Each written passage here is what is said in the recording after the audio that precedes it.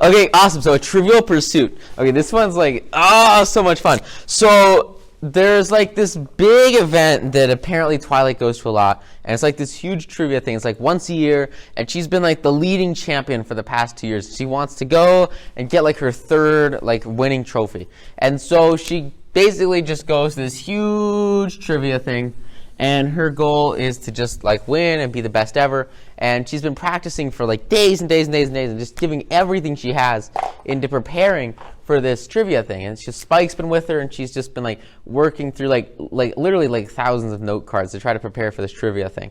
It's just something that she's like passionate about, something that she really cares about, and just something that makes her happy. And so she gets here, and what's interesting is like everybody comes here to play trivia, right? And they just kind of get randomly assigned partners, right? They don't know who they're going to work with coming in. So you have Granny Smith, she's kind of like leading the whole thing with Spike.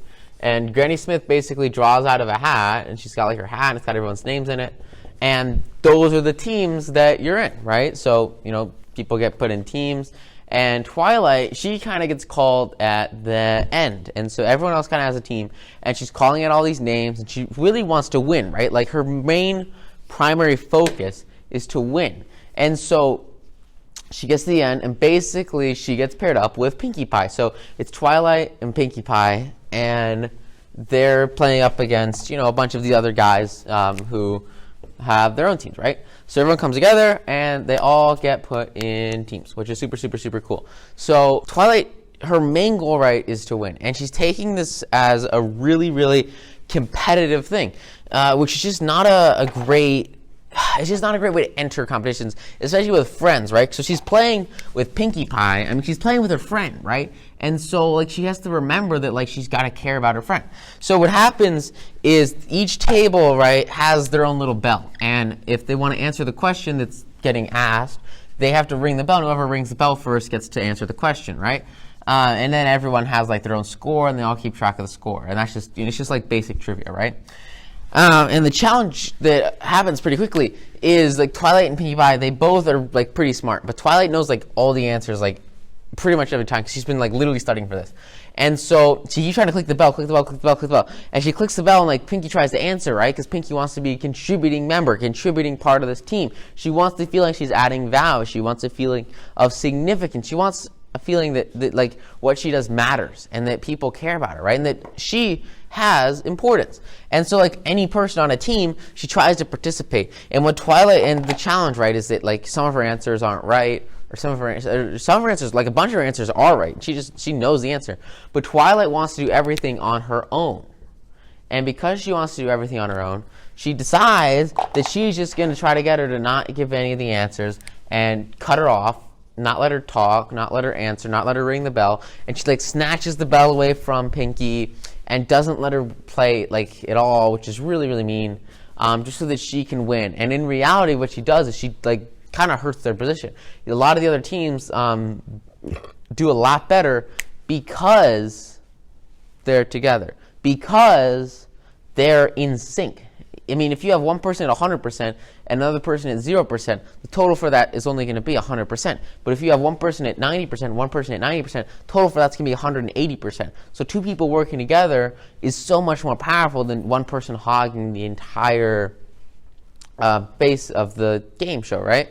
And so that's kind of what happens here, is Twilight tries to do everything on her own, and what it does, it totally destroys their competitive advantage. They start to do really, really poorly, and more significantly, it starts to really make Pinkie Pie feel terrible, because she's not actually participating. She's not getting anything done, and because of that, I mean, she just feels like she's not important, which is awful, right? And it gets to the point where Pinkie's trying to answer questions and trying to participate, trying to help so much that Twilight, like, asks her to look up one of the answers. And she kind of knows, like, all the rules. There's this big rule book that they have for the game. And she knows that, like, if she looks up an answer, if she talks to another team or something, that she'll get kicked out. And so she has Pinkie talk to, like, the team next to them, and basically calls her out and says, hey, that's illegal. You have to kick Pinkie out because she broke the rules. And so she has her friend intentionally break the rules so that she can, like, kick her out, which is just so mean, so harsh, so destructive, such a terrible, terrible, terrible thing to do. And that's what she does to get rid of her friend, which is awful. She sacrifices her relationship. She sacrifices her connection. She sacrifices relationship asset and this huge, huge, huge part of her life. She gets rid of it so that she can win a stupid trophy, right? She can win a game, which is just insane, ridiculous, ridiculous, ridiculous. Awful activity. Same thing happens with another one of the teams. One of the team members falls asleep, Cranky Doodle Donkey, he falls asleep. And if you fall asleep, they like basically said, hey, you should go chill out and probably not play since you're falling asleep. And so then some of the other teams are the same situation, right? And so because both of these teams lose a player, they come together. So Twilight comes together and joins this team, or with Sunburst. Yeah, she joins this team with Sunburst. And Sunburst starts to do what Twilight was doing to Pinkie Pie. So Sunburst starts to pull away the button from Twilight. Sunburst starts to answer all the questions himself, just like Twilight was. Sunburst starts to try to take over the whole relationship, just like Twilight was. And Sunburst actually tries to get her disqualified by having her pull up one of the answers, like magically. And like does the exact same thing that she tried to do to Pinkie Pie. And as he does this, Twilight realizes what was most important was not her winning, but was her connecting with her one and closest only friend. And Pinkie sits here. She's like so distraught, so crushed that she was pushed away. And Twilight walks away from the game. She separates herself. And she realizes, based on the way that Sunburst treated her, that this is how she was treating Pinkie. And she feels awful about it because she realizes that she'd been pushing away her friend. And she goes over to Pinkie Pie and asks for forgiveness. And Pinkie Pie, like, obviously really nice person, right? And they have this relationship already, and, you know, totally okay with it, gives her forgiveness. And as she was sitting here, pushed away from everybody else in the corner of this bar, basically, she was making a cake. And she says, what am I going to do with this cake that I made? And on the front of the cake is a picture of Twilight's face with Sunburst, for them, you know, celebrating them winning the trivia. And even though she was pushed away, even though she was hurt, even though she was really just crushed by what Twilight did to her, she was still nice to her. She was still happy. She was still literally making a cake with her face on it to give to her as a gift, because she realized that kindness trumps greed. Kindness trumps negativity. Kindness trumps mean action. And no matter how much you want to get this end result, the most important thing once you get there is actually have that kindness, which is exactly what they focus on. And Pinkie says, not a big deal, don't worry about it. I'll come back and join you. And, you know, Cranky Doodle comes back and joins Sunburst. And the rules, though, they say that you can't come back in the game once you get disqualified unless you lose all of your points. And Twilight makes the decision that it's more important for her to have fun with her friend and to restore this connection, restore this relationship, than it is for her to win. And she just drops the case for winning. She drops it. She says, I don't want to win. It's okay. I only want to have fun with my friend and build this relationship. And to get back in the game, she has to drop all of her points. She loses all of her points and makes it almost impossible to win, so that she can come and have fun with Pinkie instead. And they lose in the end, and she gives up her title at the end. She doesn't win, but in reality, what she wins is a closer relationship, a closer connection. And while everyone here, you know, they're just there to win this game, she realizes that it was so much more important to actually win this relationship than it was to have just some trivial trophy, right? Which is huge, huge, huge, huge, huge, huge, huge. Because she's willing to sacrifice herself, sacrifice victory for the long-term growth of this relationship, which is huge. Huge, huge, huge, huge, huge, huge, huge. So make sure you're able to focus on what really matters and put your energy, your effort, and your compassion not into stuff that maybe is just a temporary victory or just, you know, this feel-good thing of, oh, I won this competition. But in reality, what's going to have the biggest impact on your life are the actual relationship assets that you build and the connections that you make, because that is really the game changer. That's the shift. That's the massive paradigm creation that comes from having these quality relationships. And that's exactly what happens. Right? She has this huge, huge, huge, huge, huge long-term growth, huge, huge, huge gain. She focuses on the unit. She focuses on the connection. And she focuses on actually connecting with Pinkie Pie instead of just blindly rambling down this path to win this award, this trophy. Because in reality, it's just like any kind of trophy or any kind of victory, it's not as important as a quality friend. remember I used to play mini golf all the time. I still love mini golf. It's the freaking coolest thing ever. And I would always, when I was young, I would always play with the scorecard, and I would just try to keep score and see who would win. And we would always tally up, at the end, like during the game, oh, you got, a par or a 1 or a hole in 1 or 4 or 3. And always tally stuff up. And then you'd see at the end, what's the total, right? And what I realized is, like, as I was doing this and as I was trying to be competitive, what it did is it totally crushed the relationships that I had while I was playing it. It made me super, super edgy, super not fun to be around, right? Because I'm always worrying not about this relationship at all, but instead about actually just defeating the other person or beating them, which really is not the place you want to be. You don't want to be in a state of competition. You want to be in a state of unison, right? You want to be in a state of quality connection. And the way to do that is by ignoring what doesn't actually matter. Like this scorecard, it doesn't freaking matter. Being competitive in this situation is not going to do anybody any good. I'm not going to win a freaking tournament for being good at mini golf. Twilight's not going to win, a huge, massive tournament for winning this trivia game. Keeping score and keeping track of who's the actual, victor doesn't actually matter. The most important thing is to have fun. The most important thing is to enjoy yourself. The most important thing is to have a quality and enjoyable experience with someone else and strengthen that relationship. And for her to do that, she needs to back off from the competition and focus instead on just being present in the moment with others. Because the moment you do that, everything shifts, right? And now you are in total unison, total synchrony, and you just have such a better quality time and then also relationship, which is super, super powerful. So make sure you apply that and don't focus too much on stuff that just doesn't matter. Don't be super competitive about stuff that really isn't a huge deal. And instead just focus on enjoying it, focus on having a good time, and just have an amazing, amazing time and let it be that. So really, really powerful, big concept there. Cool stuff. So we'll go to the next one. Awesome. The summer sun setback, tranquility in mayhem. This one is so powerful, so huge. It's really cool.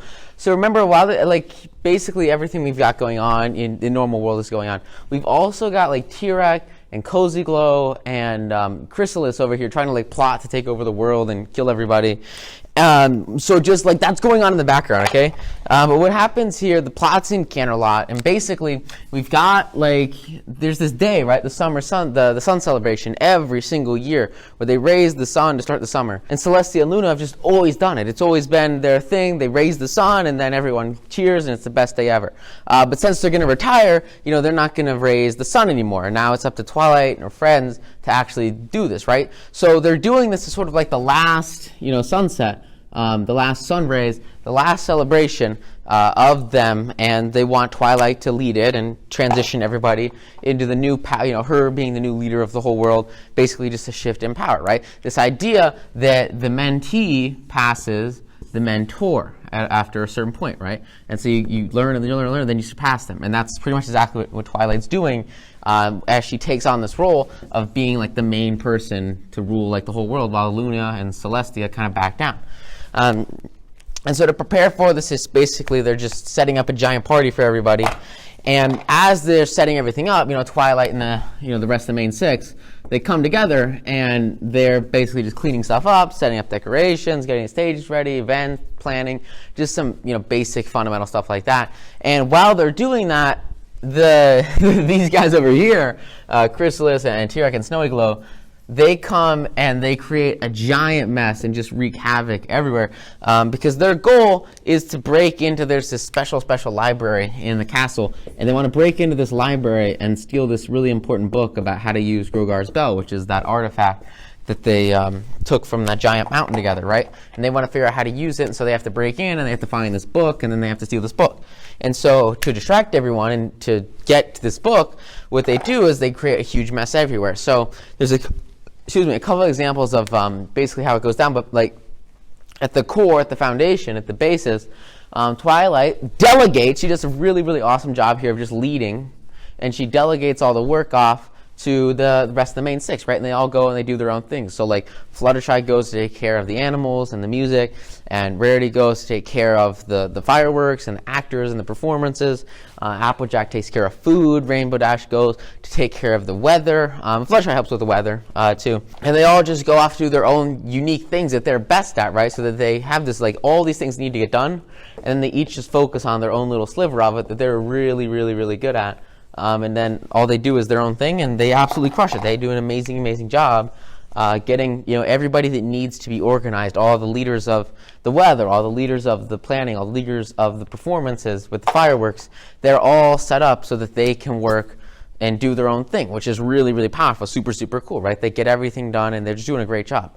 And then these guys come in, and they basically like mess everything up. They destroy all the work that they've done and tell everybody to do the wrong thing. Chrysalis like turns into a pony and like convinces the people that are acting and also the fireworks people that they should like stop being fireworks people and instead go away to do something better with their lives. So it just like ruins everything for them, just to create a giant mess and destroy everything. And then there's like a huge like storm because they mess up all the weather, and they get all the Pegasus to not clean the clouds, and there's just a storm everywhere. And nothing is in order, even though Twilight is delegated correctly. She's done her job correctly. She's done her work correctly, and she's done everything in her power to sort of give her friends the responsibilities of setting up this event as a group, as a team, as a unit, to get it done together. She's done everything she could, but in the end, it gets to this really tough situation where basically it's not going as planned, and it just isn't working. It's failing, and she doesn't really know what to do. At the beginning, she's basically clueless. She has no real way to push, no real way to move, and it all comes down to this massive amount of just like pure chaos. And so because of all this chaos, they think it's like Discord messing stuff up. It's not Discord, and in reality, it's these guys that are basically just hiding away and trying to sneak around, and then eventually they get to this library, and they steal their book, which is good. They get their little secret book, and they learn how to sort of use the bell and all that stuff. But what's really cool and the most powerful takeaway from here, besides the fact that these guys are actually working together as a team and they're achieving their end goal by working through a process to get there, which is really, really powerful and super, super cool. Besides that, the most important thing here is the way that Twilight handles this as a leader. And this is what you want to mimic. This is what you want to copy. This is what you want to replicate as you have this same sort of experiences in these times in your life where you're trying to lead others, right? Get this huge project done and get this really big festival set up. It doesn't have to be a festival, right? It can be any event. It can be it doesn't even have to be an event, right? It's any team-based project where everyone has their unique ability, and on your own, Twilight on her own, maybe she could do like 10% of all this stuff. Like there's no way she could do everything. So she has to have these guys come together to work as a unit, and that's exactly what she does. She does an amazing, amazing job of it, and she delegates. But what's most important, and this is where a lot of people mess up, right? This is where a lot of my old bosses used to mess up. They would be super pissed off if stuff got wrong. Or they'd be super angry, super aggressive. And things, even if you did like everything that was that was the most important thing to do, and you finished all your work, like if there was any little error, it could lead to chaos. It could lead to destruction. And it could lead to bad times. Whether or not there were evil forces or not, just negative emotions can take the place of destruction, which is really, really, really bad. And so most people, or a lot of people, will freak out if everything goes wrong.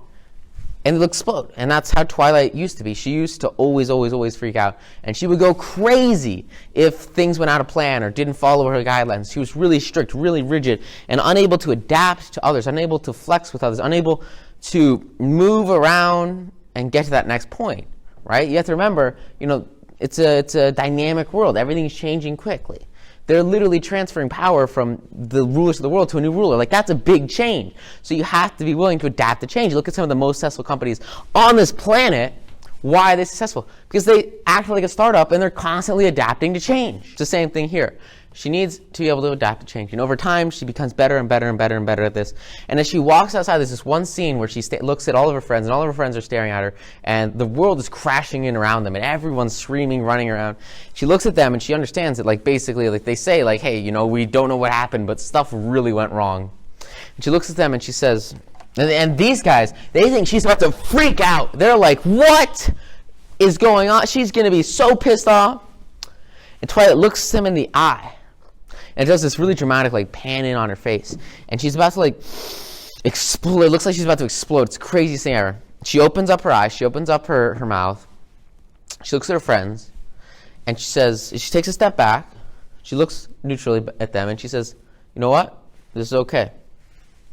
It's not a big deal. We can move past this and get to our success. It's okay. okay. And the worst thing is that at the beginning, they hid all of this chaos from her and told her everything was going fine, when in reality, it was a huge mess.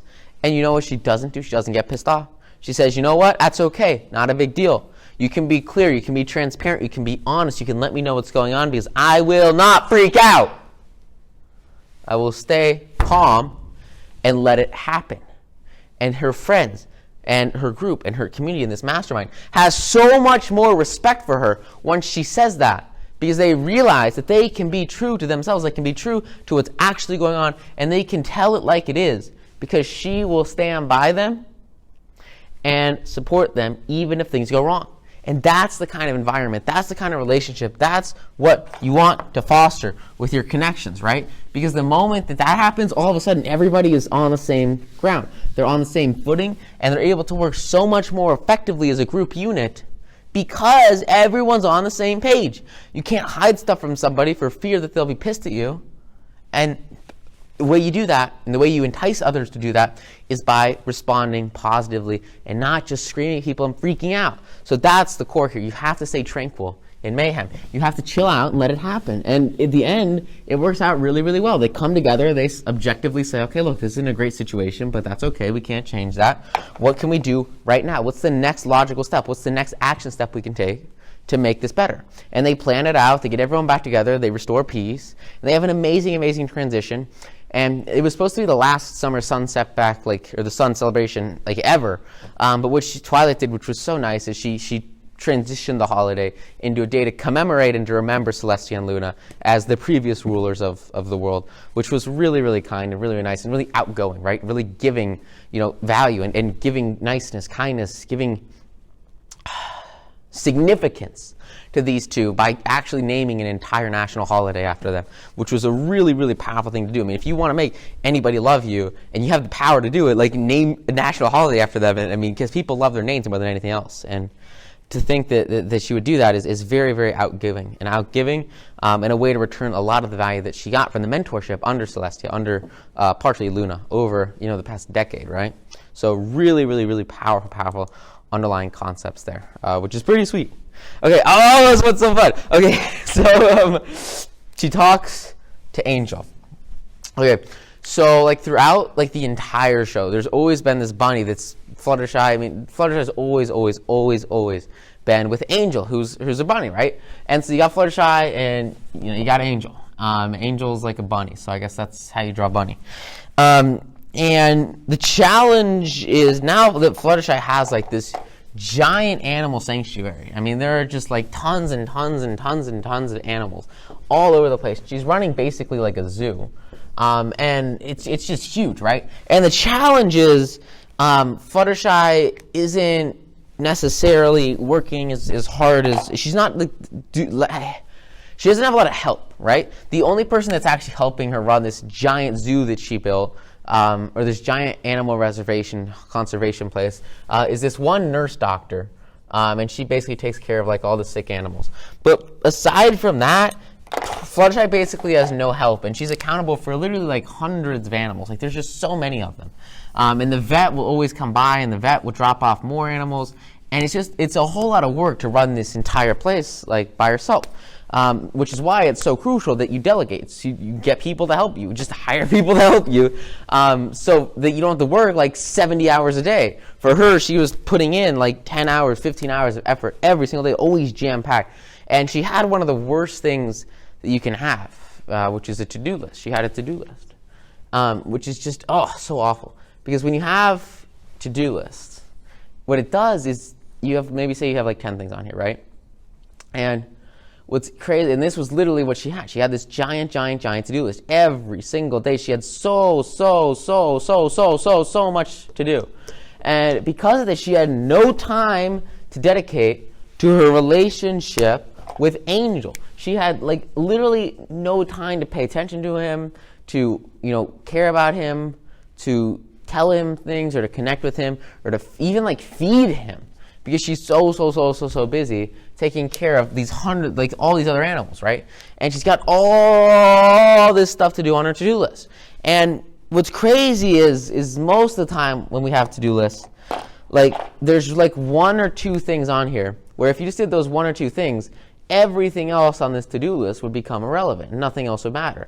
And if you just did these two things, it might take like 10 or 20% of your time, but it would actually produce 80% of your results. And what's insane is all you have to do is take a minute, take a day or two or a week, and step back and just think, like just chill out, not a big deal. But what happened if I didn't do anything on that to-do list?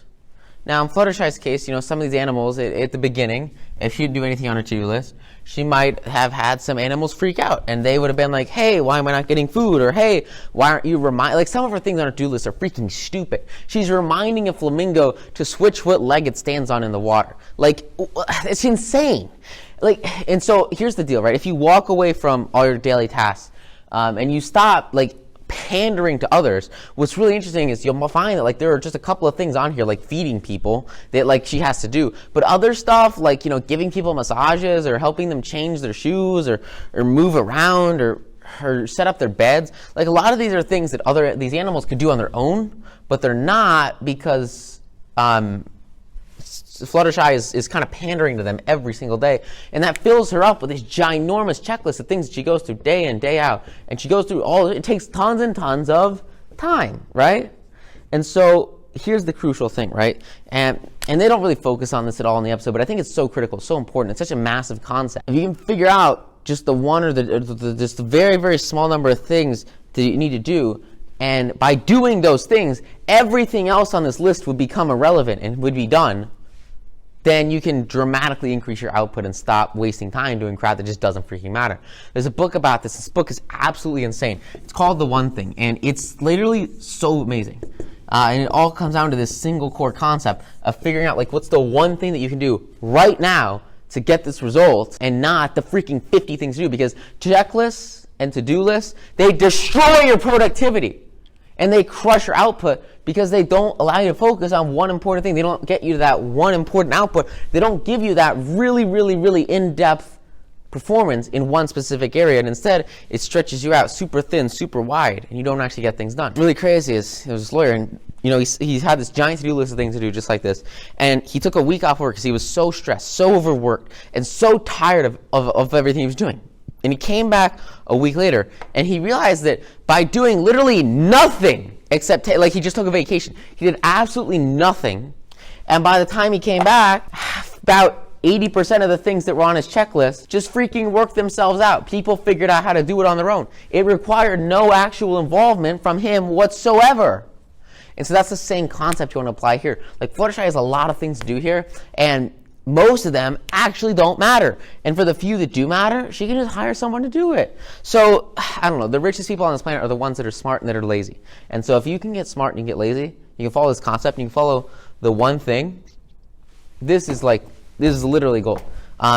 It's just insane. The one thing, and also the 80-20 principle, it's just so powerful. Those two combined are just game changers. So that's sort of the key, the ground that we're walking into here. Now that we've gotten that out of the way, the core of this episode, basically what happens is there's some magic spell or some magic potion or something, and Angel changes bodies with Fluttershy for a day. So Fluttershy becomes like a bunny, and Angel becomes Fluttershy. And basically, at the beginning, Angel just goes around and has a giant party and screams in everyone's face because he's never been able to talk in his entire life. And Fluttershy is like, dude, what the heck? Go do your work. I have 10 hours of work to do. Please. Which is kind of crazy. And basically, they just go out on a rampage. And Angel goes and it's just I'm not going to listen to you. I'm going to be free. I'm going to have an amazing time in this new body. And she goes or he goes and just makes a giant mess everywhere. But while he's making a giant mess everywhere, what happens is all of these animals start to get hurt. The snake doesn't eat. The snake starts to eat. The snake eats a hippo because nobody's watching him, which is just bogus. Some of the animals, they start to hurt themselves because nobody's watching them or making sure that they don't break their legs. Just some bogus stuff like that. The Fluttershy is assuming responsibility for because they don't actually know how to sort of live on their own, which is kind of crazy.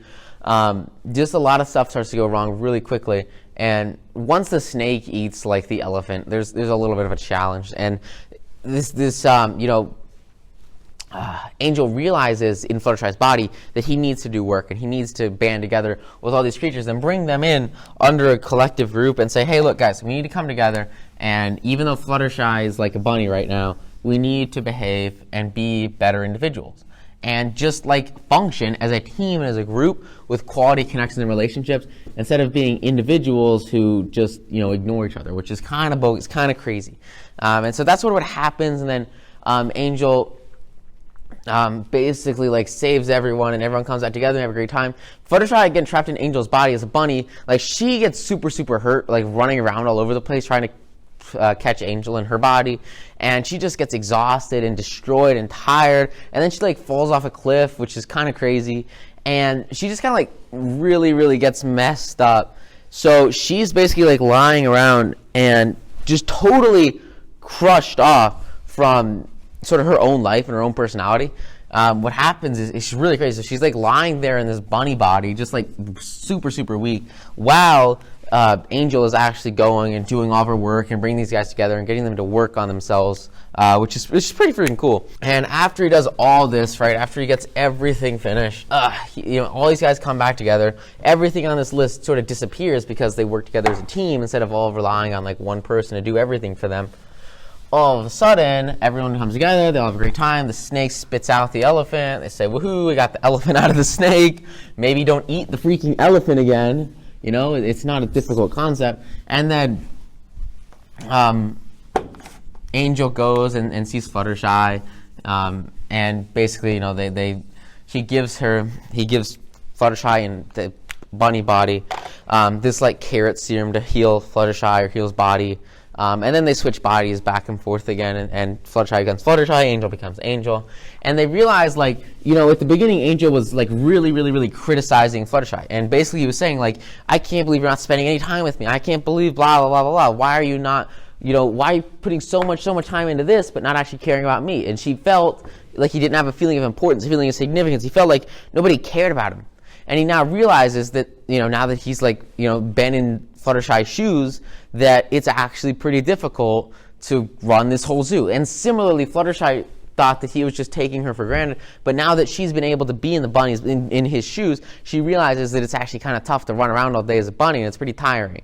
And so they sort of just walk a mile in each other's shoes. They understand each other's challenges. They understand each other's problems, kind of like that episode where Celestia and Luna swapped bodies. It's the same concept, that you really want to see the other person's perspective and understand where they're coming from before you make any quick judgments or harsh decisions. And so they come back together and they switch back bodies, and they have a newfound appreciation for one another, which is really, really, really deep, very, very well connected. And it all kind of comes from this concept of actually understanding where someone's coming from, and then being able to appreciate all the work that they do. Because Fluttershy worked really hard for Angel, Angel worked really hard for Fluttershy, and now they understand that about one another, which is super, super powerful. So don't make it a huge scene. Just take 10 or 15 seconds and think, where's the other person coming from if they're pissing you off? Because a lot of the time, it's a different situation than you might think. It's a tougher place to be. It's a different perspective.